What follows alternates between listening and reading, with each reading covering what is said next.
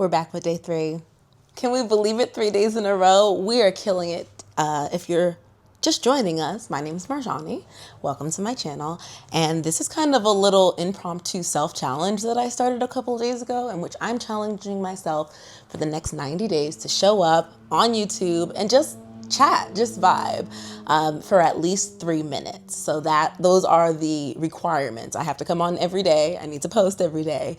And I need to speak for 3 minutes. And the point is to feel more comfortable speaking in front of the camera in a way that I used to prior to some transitions that happened in my life. So today I was really excited to talk to you guys because I went to the gym earlier than I usually do. I went around 4 and I met up with my friend Zaria. Hey girl, if you're watching.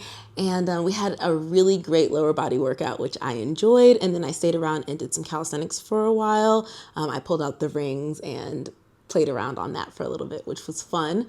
So while I was there, though, I had a really interesting conversation with one of the trainers that was there.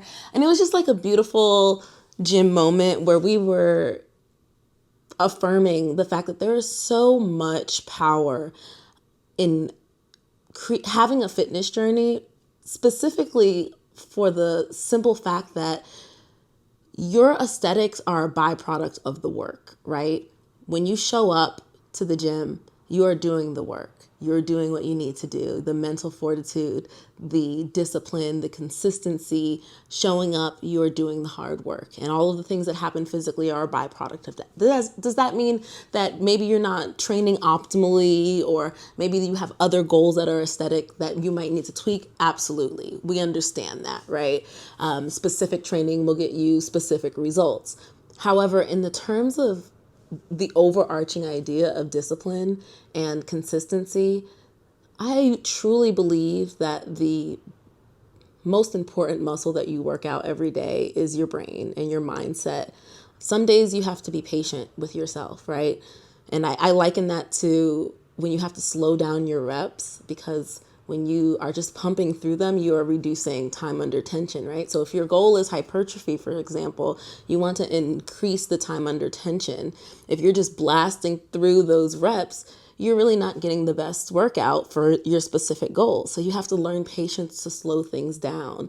You have to learn determination to finish a set or finish a rep because you said you were going to do it, not because someone's watching you or there's a coach holding you accountable, but because you said you were going to show up and you were going to do 10 reps of this specific exercise. You wanted to quit at 8, but you finished at 10. You wanted to quit at 8, but you pushed to the end. And because you did so, now you know that you're capable of 10. So next time when you want to dream big, you can go for 12. And maybe you won't even fail at 12. I think that's really like the interesting thing about understanding the limits of yourself. I'm consistently fascinated with what are my actual limitations, right? If I continue to push the bar forward of allowing myself to train to failure, so to speak, in different areas of my life. I'm not just talking about the gym. If I'm pushing myself, if I'm learning more, if I'm practicing patience more, if I'm holding myself to a higher level of accountability and discipline, like really, what are my limitations? We have so many self-constructed and societally impacted or gifted ideas that put us in boxes. And the trainer that I was speaking to, his name was Devin, he was so nice. And he asked me if I was a trainer, and I said, in the process of, right, getting my certification. And he asked me what inspired my journey. And I told him I came to the gym because I wanted to be a better business owner. I have always loved neuroscience, especially over, I would say, my early 20s. I really started to get fascinated with the brain, right? And so even though I wasn't physically active in the sense of going to the gym, I knew that in the back of my head that if I went to the gym, if I worked out, if I did certain exercises, it would improve my memory, brain clarity, all of these things. So when I was finally gifted the opportunity to achieve what the dream was that I had my whole life, which is to be a full-time entrepreneur, I always wanted to have a business. And when Boards and Platters came about and it was expanding, I had the opportunity to do that. And there were a lot of responsibilities that came along with that. So I decided I was going to go to the gym because I just wanted to have a stronger brain. Like, dead ass, that's why I went to the gym. I just wanted to make sure I didn't mess things up by having brain fog or just not having the level of mental resilience necessary to have a successful business. Most businesses fail in the first 5 years, and I did not want to be a part of that statistic. So I started going to the gym. And what that did was it sparked a flame that burned up a limiting belief that I didn't even realize that I truly had. And so what it revealed to me when I went to the gym, and I went with just the concept of showing up.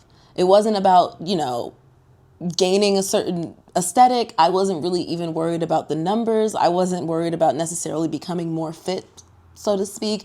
It was just that I was showing up, and I knew that even though I couldn't see it, my brain was getting better. I was becoming a better version neurologically, and then therefore I could be a better entrepreneur. But what ended up happening is I realized that I held on to this idea, not that I wasn't something, but that I was only something. And what I mean by this is I always thought that there are certain types of people. We all have gifts. And I was like, there are creatives, there are intellectuals, there are athletes, and some people are multiple of different things.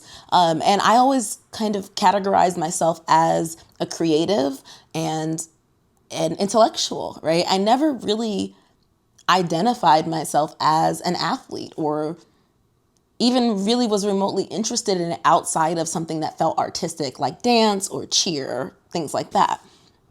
But what I realized is the longer I went to the gym and the more that I excelled without shaming myself, without feeling like, oh, my gains aren't coming fast enough, or I'm supposed to look this type of way, or what if I look stupid?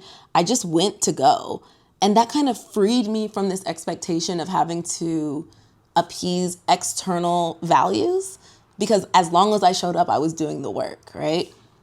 But then I found out, wait, that's not true. This idea that I was not an athlete was not even a real thing. And it's not that no one told me that. I was, overweight as a child. And I think that I internalized some of those things. There's a lot of societal influences. I grew up, I'm 34. I grew up in the 90s, which means that, there were a lot of harmful body image ideas that were, perpetuated in shows like Disney Channel and things like that. If you look back and like the chubby friend was not even that chubby. And even if they were, they always shamed them or made them like always eating at random times. And there was this idea that I connected to that because I was overweight as a kid.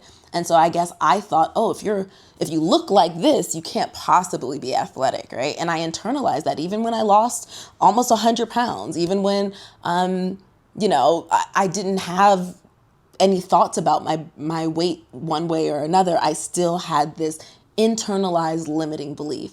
And so when I went to the gym, I realized that that wasn't true. And once that unlocked in my brain, baby, let me tell you something. If you go on my Instagram, you'll see. Your girl loves to gym. I love to challenge myself. I love to push myself. But at the base of all of that, every day, the muscle that I am working out is my mind. When I want to quit, if I don't want to quit, I probably am not working hard enough. Now, granted, don't overtrain. But what I'm saying is if the point is to push myself to my limit and I have not experienced the desire to quit, I have not even come close to understanding what my limits are, which means in itself, not expanding to the boundaries of your limits and pushing out like a balloon. Like if you are in a balloon, if you only stay to the limits you see yourself, you don't see how much you can expand your world just by pushing the limits, pushing your boundaries. And, going back to the conversation that I had with the trainer, I was just saying how I really want other people to feel not only empowered to push the boundaries and the limitations of what they believe they can do with their bodies, but also reap the benefits of the strength that bleeds out into the other areas of your life when you do something like pick up a heavy weight, when you push 10 yards past the line that you wanted to quit, when somebody jumps on the back of your sled while you're bear crawling it and thinks you can't pull it, and you push it, you pull it not only a little bit, but all the way down the line. Like, that is powerful. And I just think when people not only understand that about themselves, and they channel that towards their passions and their purpose and things that interest them and good. I mean, think of what a powerful force that is. And it brings me back to the concept of what I want for the fitness industry and what I want for all of us in most areas in our life is that we understand that that shame is not a renewable resource. It is limited. There's a limited supply of shame that will fuel you towards your dreams. But if you can if you can create a mindset that really lets you know that love, and this sounds so corny, but self-love and self-motivation really is more powerful and impactful than shame. If you're going to the gym because you hate yourself and you're like, oh, this body sucks and this body isn't worthy of this, and I'll be happy when I'm not this or when I am that. And this goes across all like genders, all sizes, all types of goals. We are mean to ourselves. We're mean in order to force ourselves to do things. But what if we did it because we love ourselves, because we're worthy, because we know that we are capable of expanding the boundaries of our world to experience new things? I just think that's a more powerful thing. I think it's a more fulfilling experience because then you really get to enjoy the journey. You get to thank the different versions of yourself along the way, because the gag is, especially if we're talking about fitness, but in any state of our journey, we often look back at a version of ourselves and be like, oh, when I was that person, I was this, and this. I was miserable. I was that. And I'm like, yes, maybe you were. And now this version of you feels the benefits of that. You might be stronger or disciplined or more patient or more educated or whatever those things may be. But the version of you that did the work is the version of you that you're demeaning. That version of you struggled through the hardest parts of the process, the reshaping of your narrative, the paving of a path that might not have existed, the pushing past your insecurities, the creating the discipline and the consistency, the going to do the work emotionally and physically in whatever area is necessary. That version of you is doing the work. So why not praise them now and say, you're worth this. You are strong. You can do this. It's not a matter of shame. It's a matter of the fact that this person already exists in you. So bring them out, cheer them to the front. And then you can experience it and look back at your journey with pride and say, I got to experience joy throughout the whole process. And I got to become the version of myself that always existed, but I was pushing it down with shame. Anyway, that's my rant for today. Hope you guys enjoyed. I'm going to get some work done and eat some dinner because your girl worked up an appetite. All right. Thanks for joining me for day 3. Love you. Bye. Bye.